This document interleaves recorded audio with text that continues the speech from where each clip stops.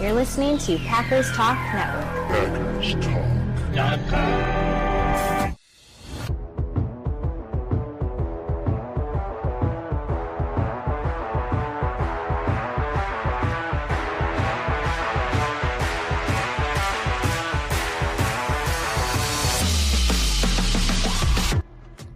Welcome to the Packers Weekly Podcast, part of PackersTalk.com network. I'm your host, Miles Teddick, joined by your co-host, Tim Hamilton. We are diehard Packers fans who just love talking about the Pack. We are not getting into all the national sports media nonsense. We are sticking to the top topics around the Pack every week, breaking down games during the season and getting through all the drama and rumors of the offseason. If y'all want to support the podcast, please spike that like button for us. Most importantly, jump on over to the Packers Talk Network YouTube channel. Hit that subscribe button and a little bell next to it for bonus points. Really makes a big difference for us and only takes you a few clicks of the button. And certainly love all of our subscribers and listeners. Great to have y'all with us every Monday night. Sometimes Tuesdays. That's my fault. Apologize there. We'll be okay. I got these ducks with me now, so it's all fine. And if you're not watching, then that comment doesn't make sense at all. So I do apologize.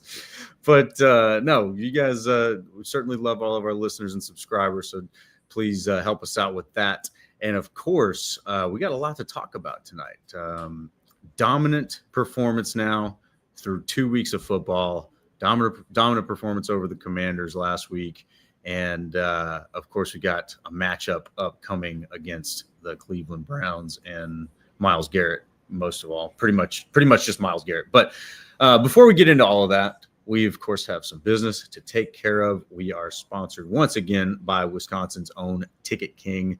For over 30 years, Ticket King has been providing Packers tickets to Packers fans. And I lost my little screen here. There we go. Packers tickets to Packers fans, as well as Bucks, Brewers, and all the other tickets you're looking for in Wisconsin and wherever you may be. You can find them on the web at theticketking.com or visit their locations in Green Bay and Milwaukee. And remember, of course, support those local Wisconsin businesses or your local businesses. Tim, sir, good evening. I mean, what a time to be a Packer fan. I'm not even going to ask how you're doing, man. Like, this is just pinch me.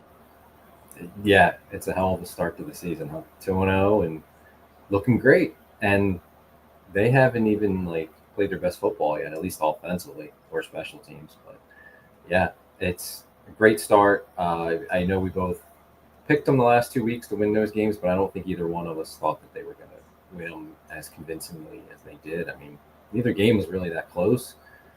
Some garbage points they gave up in both of them to make the scores look a little bit closer than what the game really was. But neither game was ever really in doubt. And the defense is looking dominant.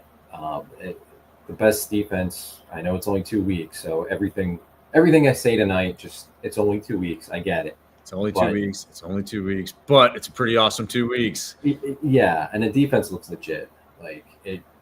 It's not a fluky start or anything like that. We've seen some of their defenses in the past, have little stretches of games where you thought they were something. You thought they were something special. You thought they were coming around.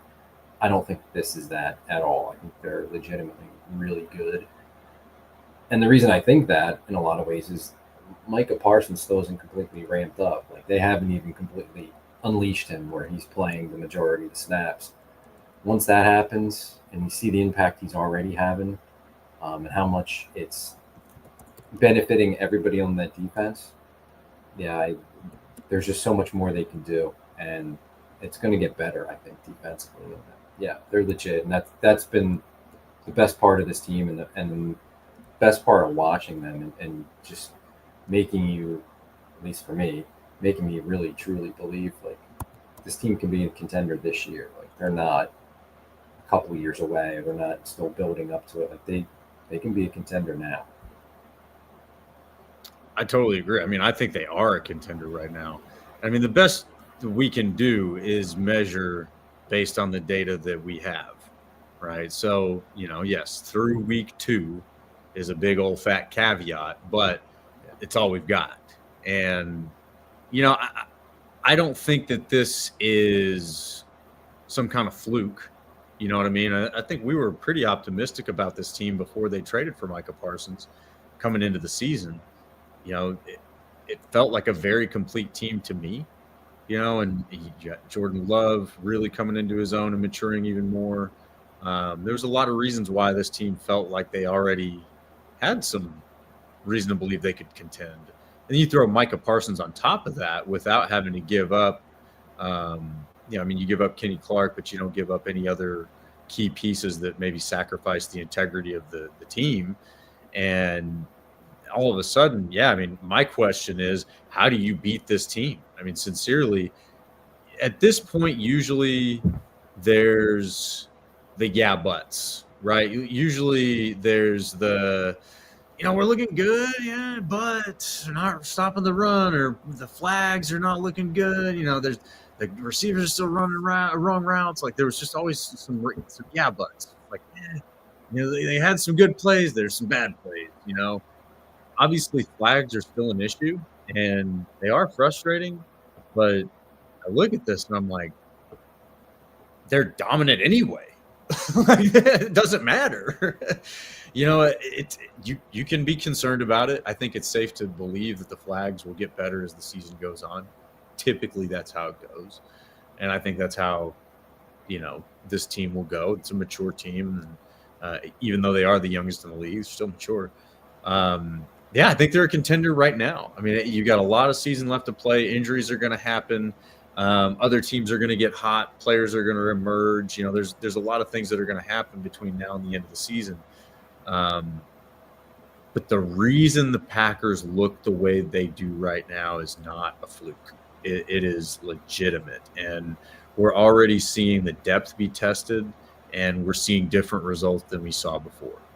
Right? You see the cornerbacks. I mean, Keyshawn Nixon looks like a cornerback one. Holy crap, man. I think the joke on Twitter was that we actually bullied him into being good, and it's just like, I've never really been like a Nixon hater. I was kind of like, he's all right. He's like a kind of a B player to me, and could be better, could be worse. He's not the best CB1 situation to go into the season with, is sort of what it felt like. But after a game like that, against the Commanders, I'm like, I mean, it's pretty damn good, man. And then you're seeing kind of on the other end of that depth chart, Bo Melton, right? He gets thrust into a new position, and I think most of us expected him to fail, if we're being fair, and he didn't, right? He goes off and makes the team. He actually looks like he belongs at the position. You're like, oh, okay, that's going on.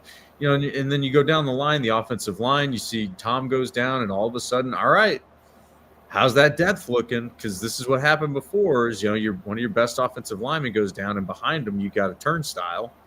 Oh, well, shoot, Kennard can hold his own, man. So, all of these things where, usually you're going to get tested and go, it's all going well right now. Things are falling in the right direction. My question, how long can you do that? But my biggest optimism is you can watch this team, and as great as the defenses play, the defense is great, man. I love watching this defense. The offense, there's a lot of meat left on that bone, man. There's a lot of meat left on that bone. Obviously, Matthew Golden, we could talk about that, but I think Josh Jacobs as well, and just being able to spread the ball around. So I'm very, very excited about this team. You got tested against two very good teams to start the season. You look dominant. You didn't just win. You look dominant in both of them. You've got room to grow. I mean, my goodness, man, like the stock arrow is straight up right now, bright green, straight up, as far as I'm concerned. I don't know. Am I overreacting? You got to put some cold water on me, Tim. Don't let me burn out here. No, I mean, it's 2 weeks, but when you consider who they've played and how they've looked, I mean, I'm not sure there's been a team that's looked more complete than the Packers through 2 games. Now, it doesn't really mean anything because it's only 2 games and there's a lot of season left, but it's a great start.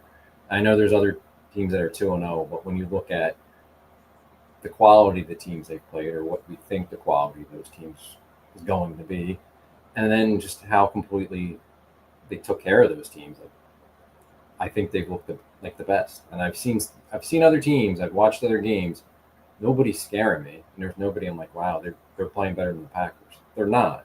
Packers playing as good or better than anyone, but it is only 2 games, and I think defensively everything's going right for them. At some point, like they're going to run into a team that has a good game plan for them, or that has adjusted to what the Packers are doing, and then can the Packers adjust themselves? Like, what are these offenses going to try to counter the pass rush and slow down the pass rush with? Like, so how do you play that chess match? And I'm confident Halfley will figure it out, and I'm confident that they have the players to figure it out.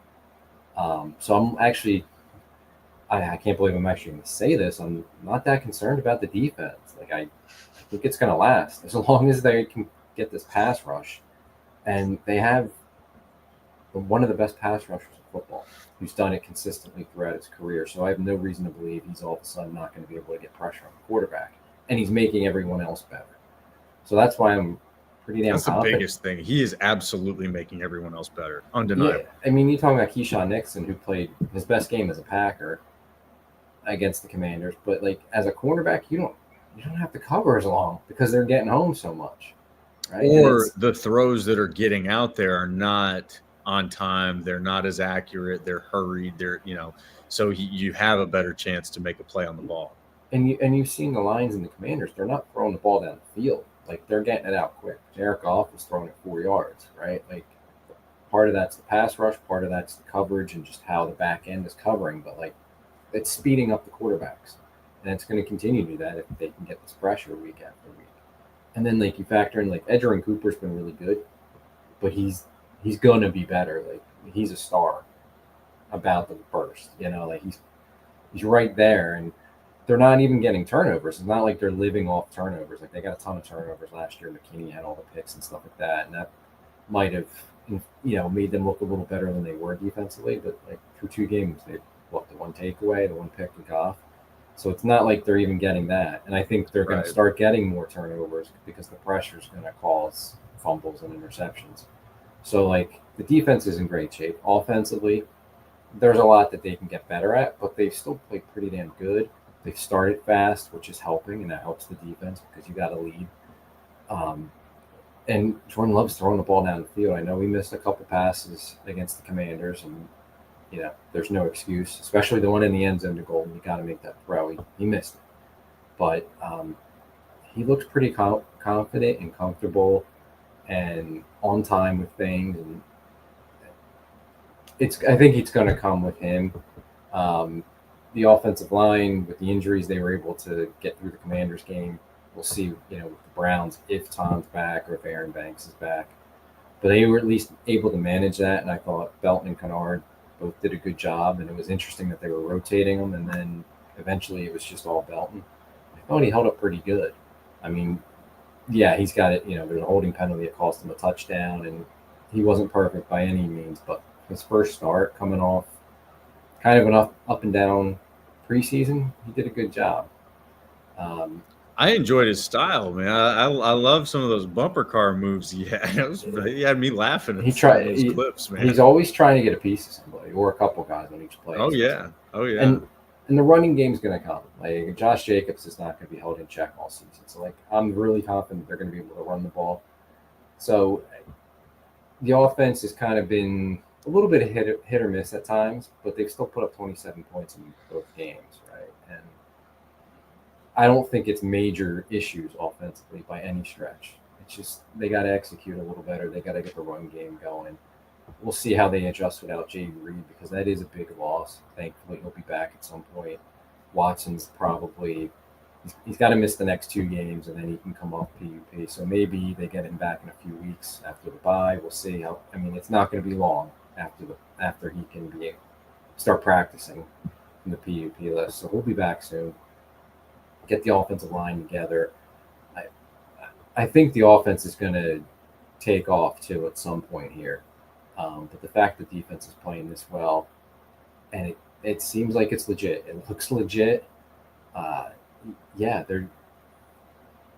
it's as good a start as you could have really hoped for, and they're a contender now for sure. Well, I mean, so how do you stop them? If you're an opposing team, how are you going to stop the Packers? And going against the defense, you got to stop the pass rush. You got to have a really good offensive line. So you look at an offensive line like the Eagles, right? But you got to have a really good offensive line, and very few teams have that. I mean, the Lions have 2 good tackles, but their guys inside weren't good, right? And for whatever reason, Parsons seems to play well against Penei Sewell. He did with the Cowboys, and he played well against them the first game. So you got to have, like, the Commanders' offensive line's probably average, a little bit below. And there was a rookie at right tackle, and Packers exposed them. So I think it starts up front. Like, somehow you got to pass protect against the pass rushers. But not every team's going to have the players up front to do that. Right. But it starts there. And if you have an offensive line that's good enough and can pass protect and then get your running game going, I think that slows it down. And you got to get a lead, because of these 2 games, like, we're seeing the Packers get the lead. And one of the problems going back to last year when they played, the better teams on their schedule, like the Lions, was that they got off the terrible starts and they were always playing behind in the game. Well, now this year they're playing ahead, and that's obviously so important. Gets you in a rhythm and gets that defense being able to tee off a little bit. So I think you got to protect your quarterback against the Packers. You got to get a lead, and then you got to force them into some mistakes offensively, right? Like, they're not like unbeatable or anything like that. They're going to run into adversity. They're going to run into tough stretches, and we'll see how these teams, like, now you got a couple games. You're seeing what the Packers are going to do. So, like, how are these teams going to try to game plan against that? Like, what's their counter for what the Packers are doing? So that's going to be interesting now that there's a couple games, especially once, like, we get through the first 4 games. Like, how are teams going to start game planning? Like, what are they going to try to do to maybe expose some things that they see as weaknesses, or just protect and try to, slow the Packers down? That will really tell us a lot. Because it is only 2 games worth of film, and there's a lot that, from a game planning and a coaching standpoint, that is still yet to come that the Packers haven't seen yet from these teams. So that'll be the big, chess match that they have. But they have Halfley and they have Matt LaFleur, who are 2 guys that I think, as Packers fans, we all trust to make those adjustments and be able to counter good chess players. What they see. This isn't Joe Barry running the defense. Right. Thank God. Oh, man. So poor Dolphins. But yeah, I think that's right now. How do you slow them? You got to find a way to slow down the pass rush. You got to get a lead on them and make them play from behind and force them into some mistakes. But it's early, and they're going to get some teams on the schedule. Maybe not this week so much, that are going to be able to have some players to maybe counteract what the Packers are doing. So that'll be the interesting part, is seeing how teams try to attack the Packers defense with how good the pass rush is. Well, I would almost answer the question with kind of the same answer on both sides with different meanings. I think the way you have to counteract this pass rush for the Packers is you have to be able to get the ball out quick. You've got to be able to get the ball out before Parsons can get to you, before Gary can get to you, before the pocket can collapse. And that neutralizes that. And that I've seen, that can frustrate a defense. That can really frustrate a defense and get them to make some mistakes. I think that's one of the things an offense would have to be able to do. I don't see the Browns being capable of doing that, to be honest. I don't think they have the playmakers. I'm not sure about their quarterback situation and all that. I'm sure Flacco can flick out a few little, 4-yard darts, but at the end of the day, you've got to be able to make your decisions before they can impact your decisions, which is lightning fast right now. I mean, Micah Parsons is one of the fastest players in the league, and he's lined up with his hand in the dirt. That is nuts. And Cooper's damn fast, right? Right, and he's probably just as fast from what you can see. And they're all rallying to tackle. So we're seeing Goff and we're seeing Daniels check it down repeatedly. Well, they're checking it down, and half the defense is right there to make the tackle. That's something. That was one of my comments about this last week watching the game. Is I don't know that I've seen better fundamental tackling in my life with the Packers defense. Because even the championship defense in 2010, they were good and they were, some hard hitters, but they'd miss a tackle. They would make some business decisions every now and then, just try to throw a shoulder or whatever. These guys are breaking down, and just the fundamental tackling that's happening. It's I love it. They're swarming to the ball. For so Right. many years we didn't see the Packers defense do that, and like I'd watch other teams. I'm like, why don't we have 6 guys making the tackle? Right. It's always 1-on-1, all right, and they make the first guy miss, and then a little 3 or 4 yard pass becomes a first down, and you're like, why don't we have why does he only have to beat one guy? We should have 4 other guys standing there helping out to make the tackle, and now they do, and the teams aren't getting anything after the catch. So check it down all you want, you're still not going to get the first down because you're not going to break 6 tackles to get there. Yeah, no, and it's the fundamentals are awesome, man. Seeing Quay Walker, show up, break down, you're not juking that guy. He's going to take you down. Like, let's just accept fate here. And then, the rallying to the football, the fundamentals. I really think in order to beat this defense right now, you have got to be fast. You got to be sharp. You've got to know exactly how to dictate the game plan. It probably involves some no huddle, get the Packers into a personnel that package that is advantageous to you. It's not going to be easy, man. That's going to take some sharp work. It's going to take people that are on the same page. It's going to take a play caller that's in his bag.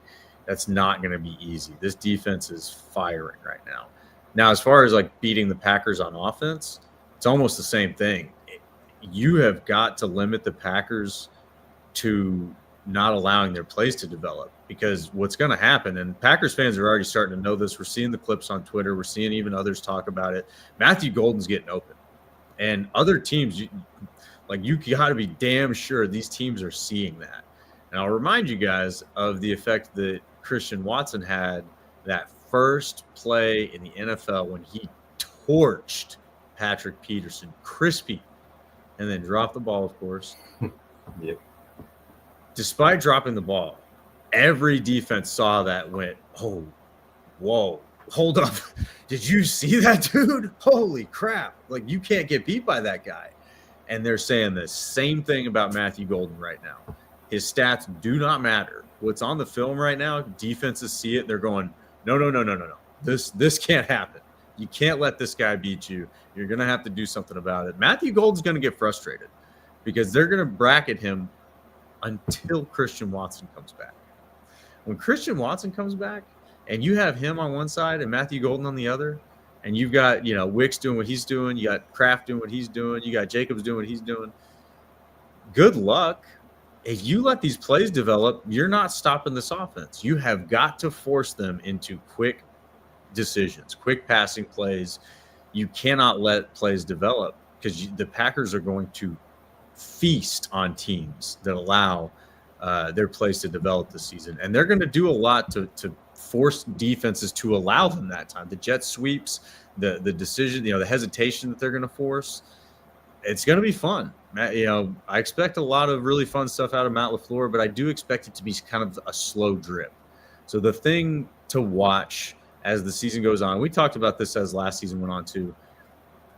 The earlier in the season you are, the more unscouted looks you're going to see. As the season goes on, you've got more and more games of film and data to go off of for play callers and looks of what a team will do out of which looks and all that kind of stuff. You'll be able to get a lot of data on that and be more predictable. And you'll be able to manipulate defenses easier as an offense.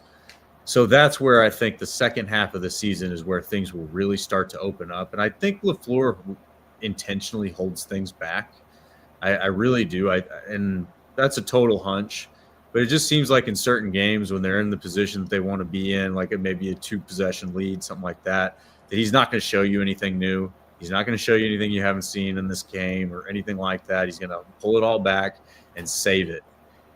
That's my optimism. Hopefully, it's not him just like being super conservative and playing not to win, or not to lose, excuse me, because that was always what McCarthy was accused of. But I think we saw it as, the second half of the season unfolded last year too. Like he really starts to get more creative with the offense as it goes along, and you can be more predictable about what the defense is going to do. So how do you stop this Packers team? Get good at chess, man. That would be my recommendation, because this team is tough, man. Like I don't see holes here where you would have even said that there are holes before. They look more filled than they did when the season started. I mean, cornerback, for sure is the top of the list for me. But even the thing where you would question maybe the offensive line depth. Okay, again, you just lost one of your best offensive linemen for a couple weeks, and we're not talking about that. We're not even talking about it. Like, nobody on the national media, nobody's like, well, they lost Zach Tom. You're going up against one of the best this week in Myles Garrett. Nobody's even talking about that. It's like a footnote. It's like, yeah, well, Zach Tom might be out, probably is out. And it's just, Myles Garrett's a monster, but nobody is batting an eye at what the Packers could do to this Browns team. I mean, across the board from the Packers side of things, the optimism is through the roof. But even on the national scale, or the national media level, I don't hear any doubts at all with that. And I'm just thinking, to your point, I think it was one of the first things you said, it's not a great week to be without Zach Tom. No. Myles Garrett could feast. But I think Kennard has done well, but you have depth across the offensive line. You've seen it. Jordan Morgan seems to be playing well. And obviously I think we trust these coaches. We've gotten to the point where we trust that these coaches know how to handle the situation now. We see that they've made the mistakes before, and learned from those things. And man, firing on all cylinders. That's what it seems like to me. I don't know how you realistically beat this team right now. No, I go back to what you were saying. It's going to be a chess match, and like how teams are going to adjust to what they're doing. And I agree with your point. Like, you got to get the ball out quick against the defense, but even that right now is not working. And I think against our offense, you got to pressure the quarterback and you got to force mistakes. And with the backup offensive lineman we have in, that would be the time to pressure him. But the Commanders really didn't do much of that. Myles Garrett is going to make his plays, and he's going to do that at times. But can he do it enough to wreck the game? I don't know.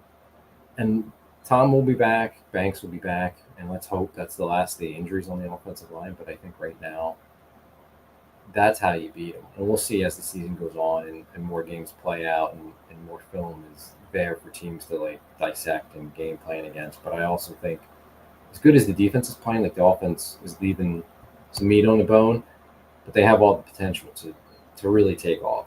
And we're seeing how good Tucker Kraft was against the Commanders. He was awesome, but there's they don't even have the running game going yet, and that's gonna Jacobs is not gonna be shut down here, and that'll open up so many other things for them. So yeah, it's 2 games, and everything should be, hey, it's 2 games, but they look really good, and I think if they can stay playing at the level of defense they're at, not even saying get better, just stay where you're at, which would be phenomenal. The offense is gonna catch fire at some point too, and then we're really going to be talking, right? Then we're really going to be saying who's going to stop.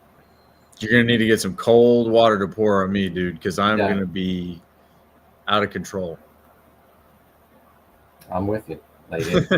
Well, and it's there. The potential for it is there with the offense, and massive potential. They're not far off, and I think things are fixable, and even with the things that are fixable, they still play pretty damn good. It's just they're not consistently there, right? And they're missing some plays, and they're missing some elements.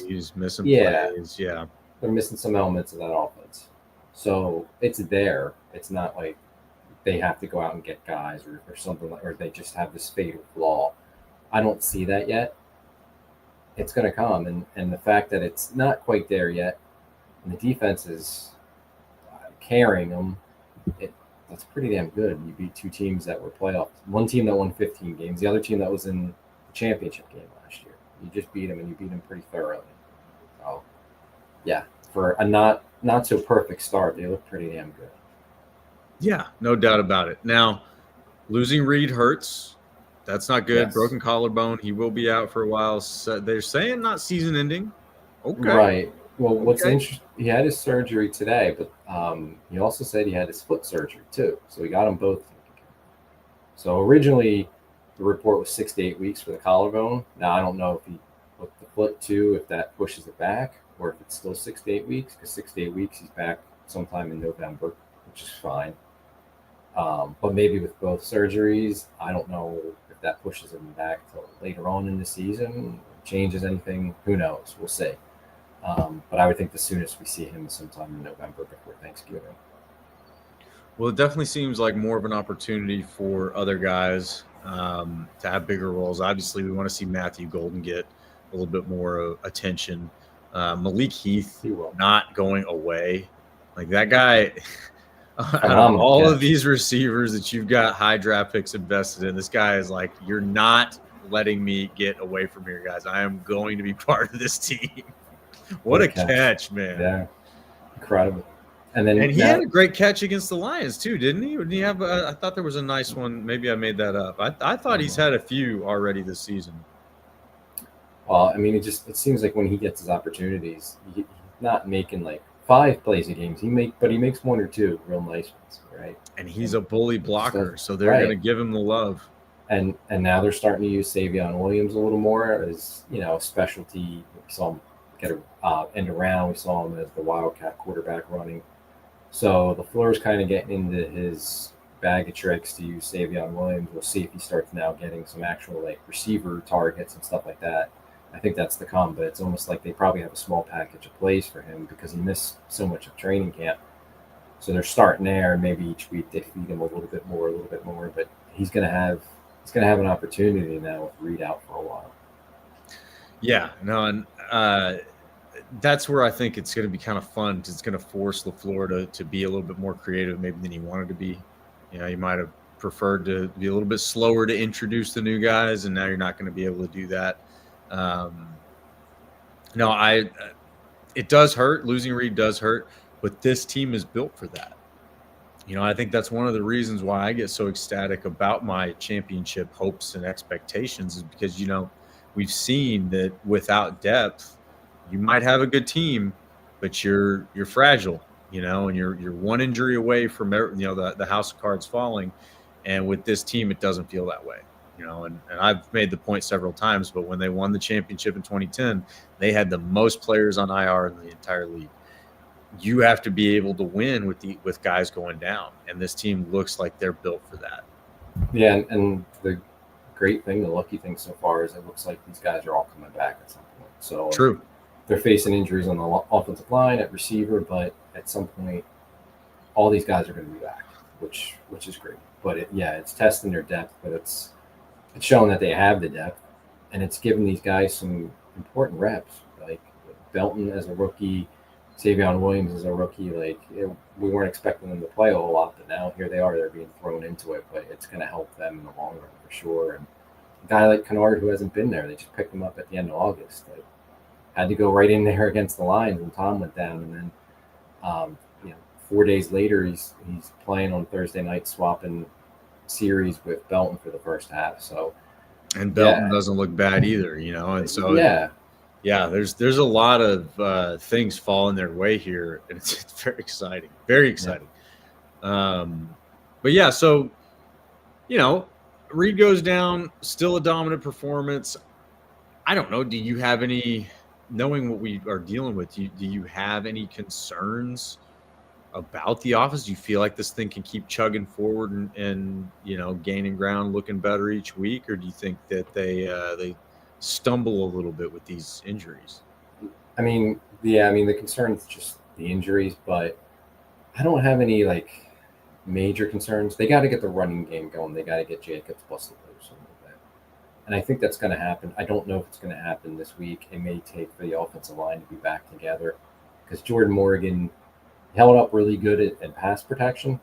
But from the looks of things, he wasn't that good run blocking. And it's probably him at guard. It's probably not what he's going to be better at. He's going to be a better pass protector.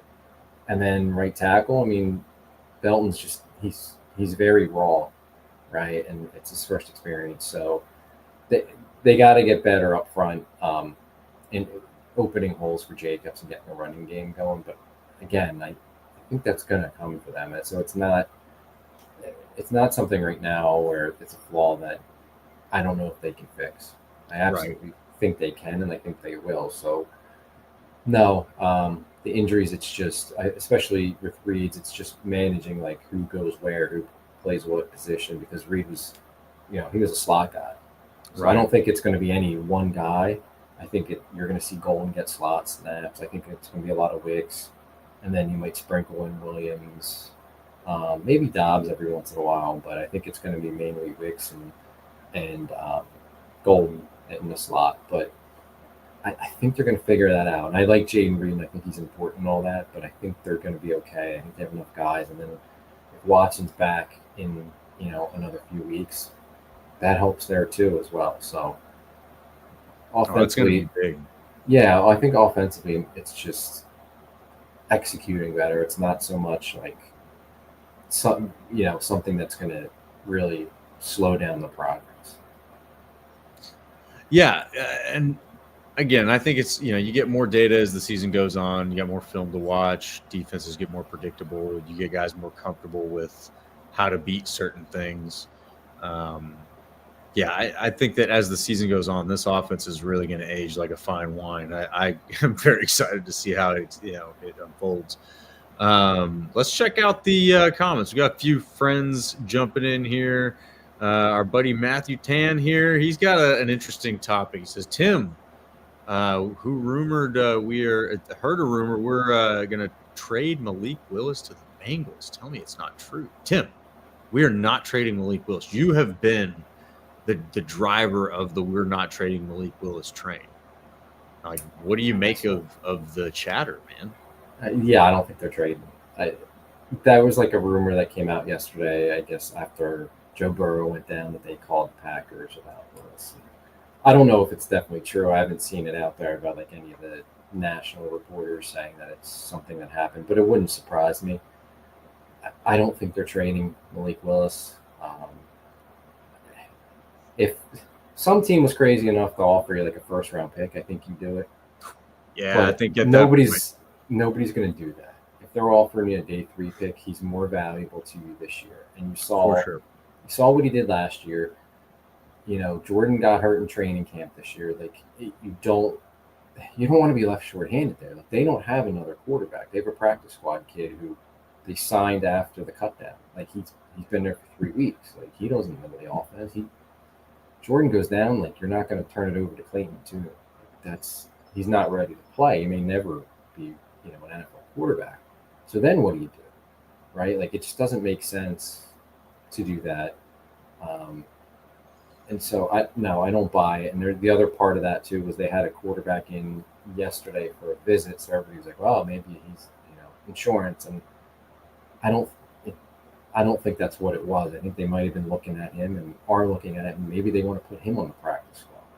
Yeah, it seems like they're always kind of kicking the tires. Right. And they also had 2 wide receivers in, so maybe they needed a quarterback to throw to those 2 wide receivers, because you got, like, teams do that. They bring in a quarterback, but they're really looking at the receivers. So that could have been it. They could have been looking at him as, hey, so far we don't like this guy we signed to the practice squad. We might be looking to replace him. Or they just want to, like, get their emergency list ready in case they do need another quarterback at some point. I don't think it was in any way related to Malik Willis. I mean, no. I don't think they're trading Malik Willis this season. I don't see it happening. Okay. It's not happening. I think I'm on that train, man. I think you got me riding on the train. You can't trade Malik Willis at this point.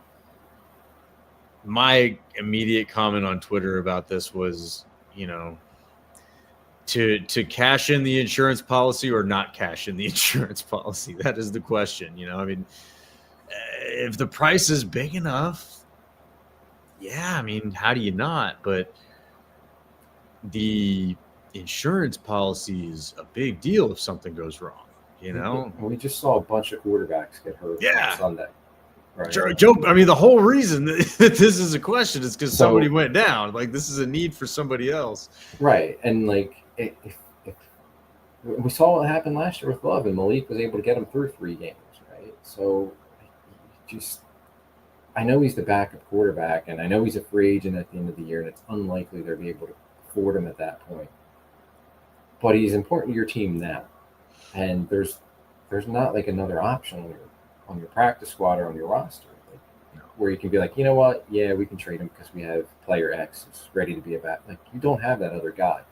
He's more valuable to your team than would be for, a 6th round pick or 5th round pick or whatever. You're one injury away. Look at the Bengals season is probably over, right? I mean, maybe Browning plays good enough to keep him in the wild card hunt, but I doubt it. And any chance, for like a long playoff run, like that's it. They lost their quarterback, and other teams, are going through it with injury. Like there's already been several quarterbacks that are injured. So no, it's you keep your insurance policy. Keep the insurance policy. I agree. Especially when the team looks this special. Don't let something like Jordan Love being down in a few weeks change that.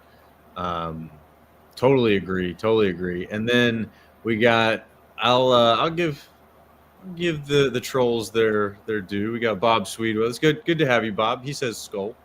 JJ McCarthy looking like NFC Player of the Week. Go JJ. Speaking of a team that just lost their quarterback, which actually might be beneficial because he looks terrible. He does not look good. Nope. JJ not looking good. I was not a JJ hater before. I kind of thought like, yeah, this guy might be good. Now I'm like, it's early. Who's deciding NFC Player of the Week again? Can we go back to that? I'd like a review. I want to recount. They didn't watch the first 3 quarters of that game where he was terrible. Oh my gosh. Oof. And then he was even worse against the Falcons. Yeah. What a dumpster fire that could be. Ooh, couldn't happen to a better team. Gotta love it, man. The Vikings suck. The Bears suck. And you know what? If Detroit wants to be good, that's cool with me. I'm totally fine with that. Gotta love it, though. And then we got Respect Oranges. I do respect Oranges. It says Baron Sorrell looked good on 8 snaps. He did. And you know what? Consider me a Baron Sorrell fan. I'm stock up on that guy. I want to see him do well. I'm just excited about what I've heard and the way that he got drafted as a Packer. Like, what a cool freaking story. That was so cool. Like that guy has to have a Packer Hall of Fame career now. Like he needs to go into the Packer Hall of Fame. Like we need him to be that good. Everybody should be rooting for him just because of that, his background, his story, such, he was everybody loved him at Texas, like just for that. And he didn't play very many snaps. He looked pretty good. He got half a sack. He looked good in the preseason too. Yeah, he did. Yeah, before he got hurt, he looked so. Yeah, they lost Brenton Cox, and Sorrell stepped up and looked pretty damn good himself. So. Yeah. Don't sleep on Mr. Sorrell there. We might have something there. Mm-hmm. And Bill Patz is swinging in with some good words of wisdom here for us. Good to have you, Bill. He says, in business, they say that revenues hide all sins. Victories can do the same. We need to keep working to be more efficient, to be elite. There is no room for complacency. I agree, sir. There is no room for complacency. And I'll say, I think that the Packers have that attitude right now. I don't detect complacency in the player interviews that I've heard or the coaching interviews that I've heard. Specifically, Xavier McKinney had some colorful language, and basically said that 2-0 doesn't really mean a whole lot right now. So I'm cool with that. I like that attitude, and they got the bleep function for a reason, so it works. But I agree, Bill. I think there's no room for complacency, and I'll say I don't see it right now in this team. Hopefully, we've seen in the past where the team is riding a little momentum, got some good wins, you got a string of wins maybe even, and then they run into just a dud of a game. And there's certainly potential for that. I won't call the Browns game a trap game by any means. I think it's just too early in the season for that kind of language. But you could lay an egg here. You could just come out here and it's your first game on the road. Maybe you're feeling yourself a little bit, on game day. I don't know. Like there's room for things to go wrong here. There's room for you to go out and look silly against the Cleveland Browns. Hopefully you don't. But we've seen that before. I don't detect that attitude. Here yet. Hopefully, again, it's pretty early. 2-0 is really not meaningful yet. But yeah, I don't detect the complacency. So let's talk Cleveland Browns, man.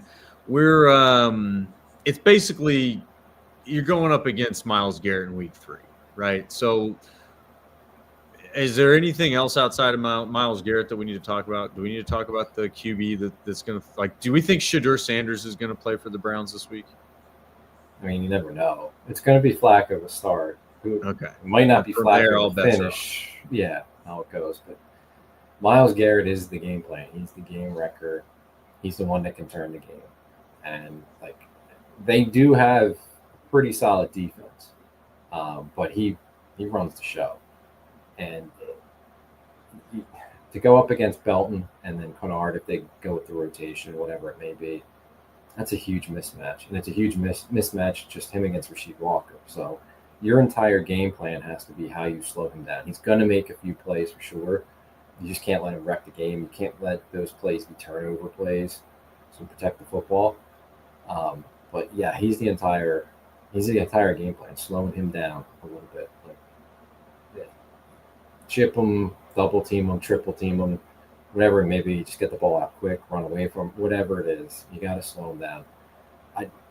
Their defense, so they lost to the Bengals week 1, 17-16, and that was with a healthy Joe Burrow before his toe exploded. They held the Bengals to 7 yards in the second half. Not 7 points, 7 yards in the second half. That's pretty damn good when you consider the receivers and the quarterback. Yeah, that is pretty damn good. And they got blown out by the Ravens, but it really wasn't a blowout to the fourth quarter. It was 10-3 at halftime.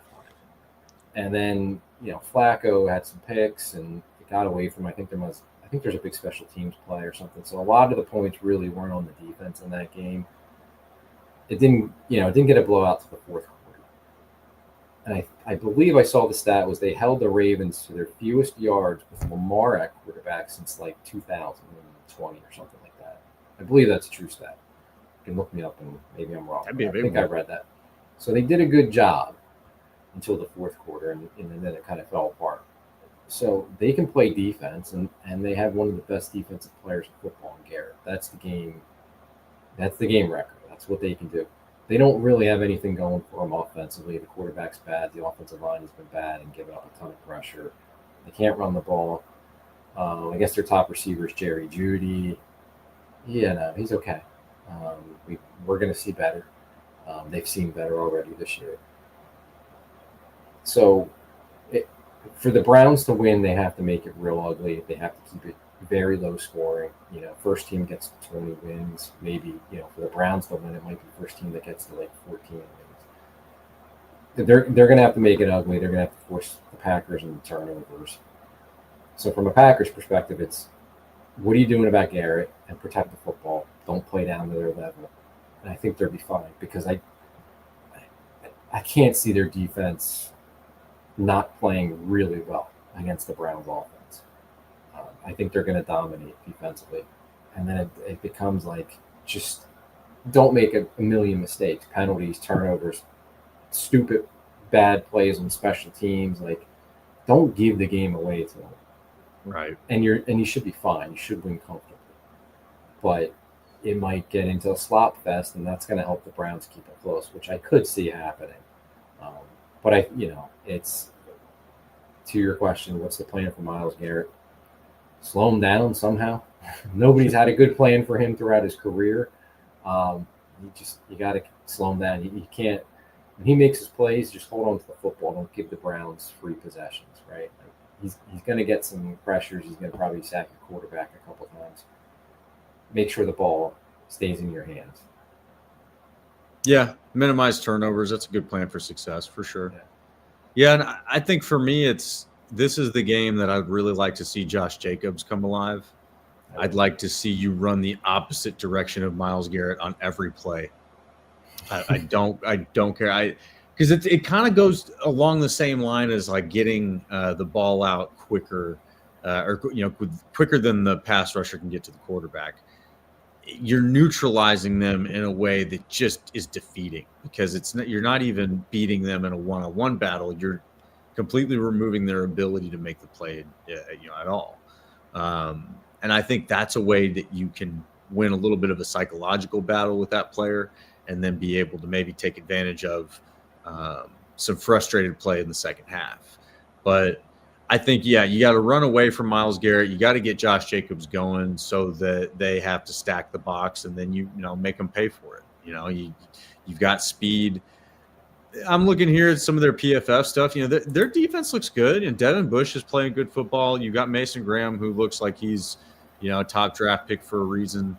They're not bad football players. Their secondary is not bad either.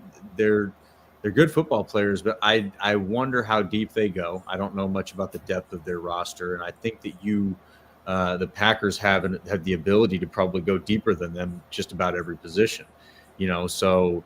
Sure, can you cover Tucker Kraft? Maybe, but can you cover Tucker Kraft and Musgrave? I don't think so. Can you cover Romeo Doubs? Yeah, but can you cover Romeo Doubs and Golden? I don't think so. Can you cover all of those and stop Josh Jacobs? I don't think so. There's just too many things that you've got to be accounting for at all times to be able to really focus on one of them. And I think that's where you can get that upper hand, even with a player like Myles Garrett being on the other side. You essentially constantly go away from him, constantly keep him guessing, and don't let him pin his ears back with confidence that he can go after the quarterback and that's the right move. Maybe you get some screens in there, some of the jet sweeps to make him think about where's the ball going. That would be my general game plan for that defensive line. Yeah, I'm with it. And I think would help them stay out of second and long, third and long, where he can really tee off. Yeah. And you don't need to win the game by 40 points, right? But if you can control the game, you can shorten the game by, again, letting Josh Jacobs run it, take your 5 to 10 yards at a time and just tick, tick, tick, and, beat the defensive line down. You can win a closer game, maybe on the scoreboard looks closer, but again, you had control the whole game. And that kind of seems like what it's ended up being the first 2 weeks. Granted, those games weren't that close until towards the end.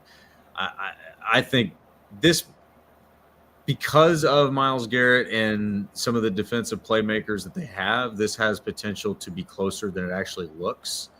But also their offense, I just don't see the Browns' offense.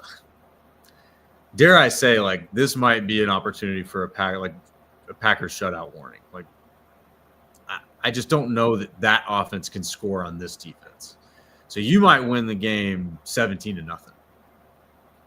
Yeah, that's the way I'd be looking at this thing.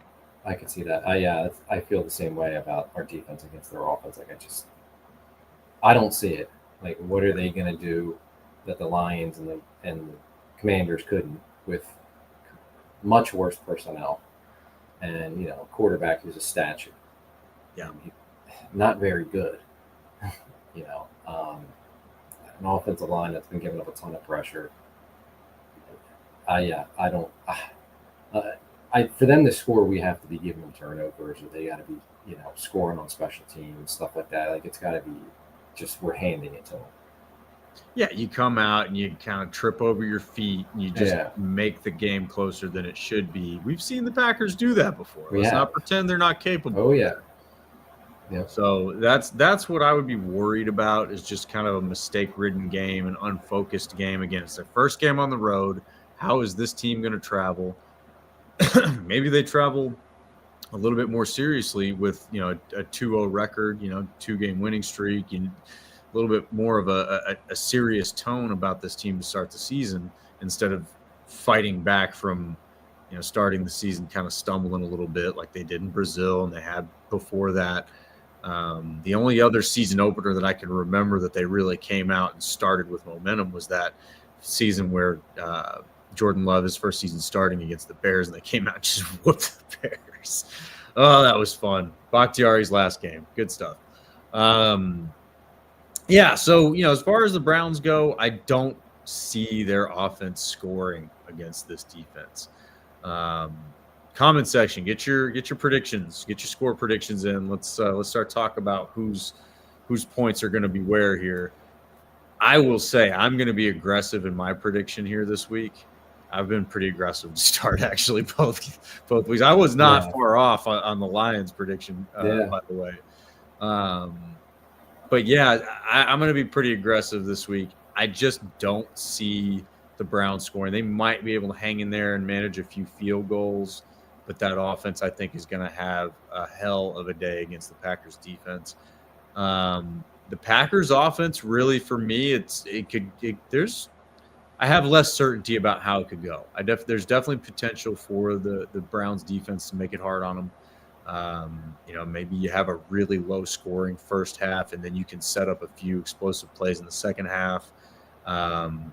I would even go as far as to say, like, I think the defense might score in this one, like a fumble recovery for a touchdown or a pick six. But I think the Packers win this one decisively for sure. So I'll throw my prediction out there first this week. I think the Packers will win this one. I think I said 42-9. That's what I put in my little section there. Yeah, I'm gonna go 42-9. And that's not all the offense. I think that there's definitely maybe special teams, defense scores in there. But this Packers all day, baby, all over the Browns. What do you think, Tim? I love it. I mean, that would be freaking cool because it would make for another stress-free Sunday, and yeah, that would be awesome. Yes. I would love to see it. And in a way, even though it's the Browns, it kind of would be like, a nice sign. Not that they beat a good team or anything like that, but just that they didn't play down to their level, that they didn't overlook it. Yes. And that they kept up the momentum, they kept up the energy that we've seen, and took care of business, right? And like showed that we're gonna kick teams' ass, and if you're not good, we're really gonna blow you off the field. So that would be cool. I'm all for that. I'm gonna go 23-10 Packers. I think it's gonna be a little sloppy the first half. I think it's gonna take them a little bit time to like really get the game under control. Not that it would be in doubt necessarily, but I think they're going to make some mistakes and not be able to move the ball consistently. I could see that in the first half, and then the second half make some adjustments, have a couple big plays, and start to pull away. I don't think the defense will really be threatened much all day. I worry a little bit about special teams because we've seen some penalties and some returns now. They got to get their stuff together, and punt return situation, like now with Reed out, it might be McCall Hardman time. I think it probably should be. Could be. Because Golden scares me back there. Nixon scares me back there. And then there's nobody else. So it might be McCall Hardman. So I think special teams, I worry about them, giving up a touchdown or giving away a possession with a turnover or something like that. But I don't think the defense really is going to be threatened much in this game. I think they're going to have their way with the Cleveland offense. And I think eventually the Packers in the second half will find some consistency offensively and pull away and win by a couple scores. Okay. You said 23-10? Is that what you said? 23-10. 23-10. All right. Tim has spoken, guys. We got Respect Oranges says 31-10 Packers. I like that. 31-10. I'm on board with that. And then we got our buddy Matthew Tan says Packers 27, Browns 14. That was a revised one. I'm not going to share his first one because that was his revised score. He heard some wisdom from us, of course. And then, Matthew, so should you start Matthew Golden? I'm starting Matthew Golden in fantasy football. I am a combined 4-0 right now across 2 leagues, 2-0 in both leagues. So I have some credibility on the matter across 2 weeks of fantasy football for whatever that's worth. But hey, we're out here having fun, man. We're here to have fun. And I wanted to make sure I got Bill Patsis had a legendary comment here. I want to get to this. He says, by the way, Chicago didn't win the offseason. Jerry did, which proves the Bears truly still suck. Indeed, they do, sir. He says, thanks, Jerry. And I here. Thank you, Jerry. We all owe him like a shirt or something. Like we need thank you, Jerry shirts, or maybe like a jersey with thank you, Jerry on the back. We got to figure something out. But here to Jerry. They're going to see Jerry next weekend. I can't wait. In person. I can't wait. He's coming here. They got a special gift for him. I can't wait. I cannot wait. So I will be not attending the game, but I will be tailgating at the game. So we'll go out there and be among all of the crazies there leading up to the game. But I will not be giving Jerry any of my money beyond a parking space, which is already overpriced as it is. But yeah, so we're going to go out there, have some fun, tailgate with some fun Dallas fans, some Packer fans. I know there will be a lot of Packer fans out there. This has basically been Lambeau South since this opened, right? Really is. You know, for the fans that are old enough, you know, the Cowboys Stadium before Jerry World was not a place for the Packers to come and have success. Like Favre had miserable times down here in Dallas back in the 90s. That was the one stadium they couldn't win at. They could not win here. And, you know, and that was in Irving. And they opened in 2009 in Arlington, the new Jerry World. And I'll be the next year, the Packers win the Super Bowl in that building and have just not looked back. It is Lambeau South. So hopefully that tradition continues. But we're not talking about that one yet. We still got the Browns. Can't be looking ahead, man. We're going to get we're going to stay focused. Stay focused. But if you guys are having some fun with us, you enjoyed the pod tonight, share it with a friend. Tell a fellow Packer fan about the Pack Weekly pod. Tell them to come hang out with us. Join us in the comments section. We love the chatter. You guys got some good Packers takes. I love the stuff you guys bring in. And we're just having fun here every Monday night. You know, it's Tuesday right now. That's my fault. I have a very pregnant wife that we're trying to adjust schedules for. So please bear with me. But mostly Monday nights at 9:30, streaming live, talking football, Packers football, that is. So come hang out with us. And again, hit that subscribe button, spike that like button. And, you know, come back and hang out with us next week after we have another win to celebrate over the Cleveland Browns. We'll talk about it. Talk about how many sacks Micah Parsons got, how many touchdowns the offense scored. We're going to talk about just a legendary performance across the board. So you guys are going to come back for it. Don't miss it. And, of course, always go, Pack, go.